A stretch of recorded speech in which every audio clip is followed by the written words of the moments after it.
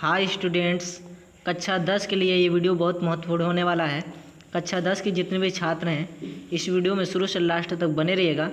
तो इस वीडियो में मैं बताने वाला हूँ आपको कि गद्यांश के संदर्भ, प्रसंग और व्याख्या कैसे लिखते हैं। ठीक है, आप मेरे एक वीडियो को देख लेंगे, आप किसी भी तरह से गद्यांश, आपकी यूपी बोर्ड परीक्षा में किसी भी तरह के गद्यांश आ जाएंगे, उसको आप आसानी से लिख लेंगे।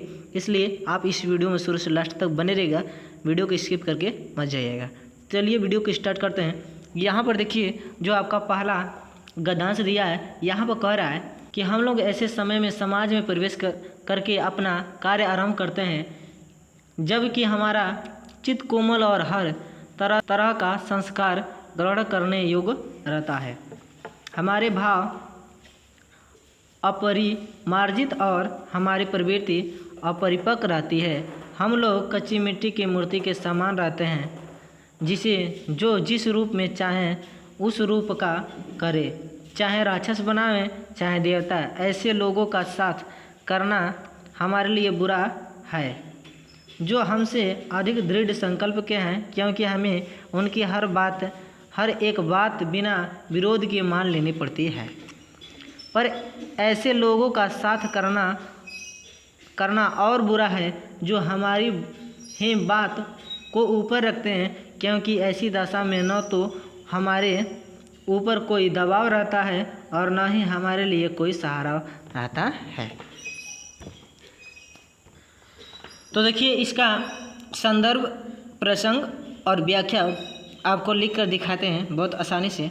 यहाँ पर देखिए इसका क्वेश्चन जिस तरह से यहाँ पर पूछा है सेम उसी तरह आपसे भी क्वेश्चन बोर्ड पेपर में पूछेगा। ठीक है, तो देखिए यहाँ पर आपको यूपी बोर्ड पेपर सन 2024 में किस तरह से गद्यांश का संदर्भ, प्रसंग और व्याख्या लिखना है। ठीक है, यहाँ पर देखिए सबसे पहले हम लिखेंगे प्रस्तुत गद्यावतरण आचार्य रामचंद्र शुक्ल द्वारा लिखित एवं हमारी पाठ्यपुस्तक हिंदी के गद्य खंड में संकलित मित्रता नामक निबंध से अवतरित है।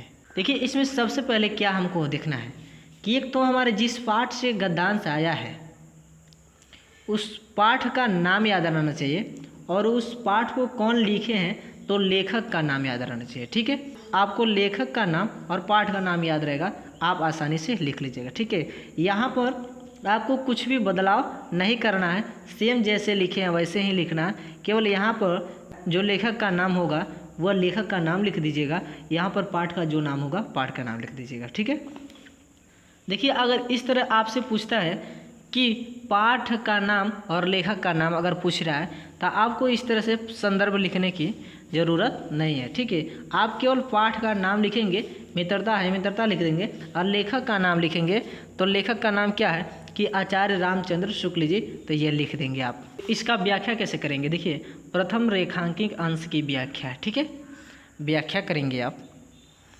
कि लेखक का कथन है कि जब हम अपने घर से बाहर निकलकर समाज में कार्य आरंभ करते हैं तब हम प्रायः अपरिपक्व ही होते हैं। उस समय हमारा मन कोमल होता है। हम जिस किसी स्वभाव के लोगों के संपर्क में आते हैं उनका हमारे चित्त पर अवश्य प्रभाव पड़ता है, क्योंकि हमें उस समय अच्छे बुरे का विवेक नहीं होता है, विचार अच्छी तरह से शुद्ध नहीं होते और हमारा स्वभाव पूरी तरह विकसित नहीं होता है।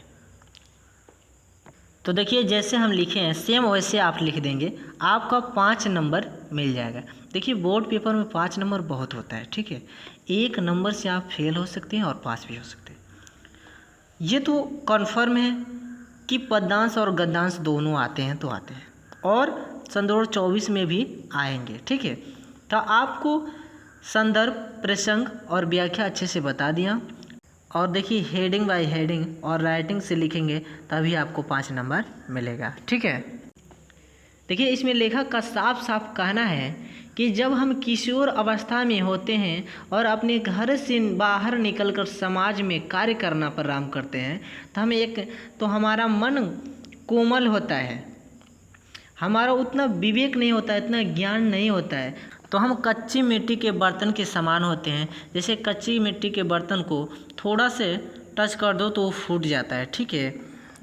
और उसी कच्ची मिट्टी के बर्तन को आग में पका दिया जाता है तो वह उतना आसानी से नहीं फूटता है। स्टूडेंट, इसमें लेखक स्वयं कहना चाहते हैं कि जब हम किशोर अवस्था में होते हैं और अपने घर से बाहर निकलकर समाज में कार्य करना प्रारंभ करते हैं तो हम जिस समाज में प्रवेश करते हैं, यानी हमारा समाज अच्छा कार्य करता है तो मैं भी कुछ अच्छे बनकर अपने देश के लिए, अपने परिवार के लिए अच्छा कार्य करते हैं।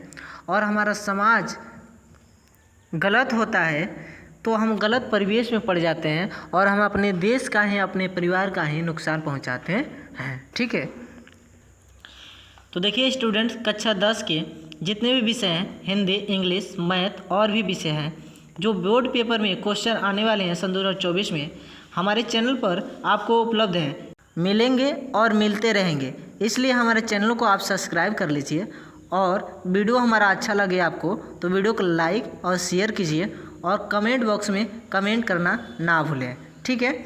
चलते हैं, अगले वीडियो में आपसे मिलेंगे।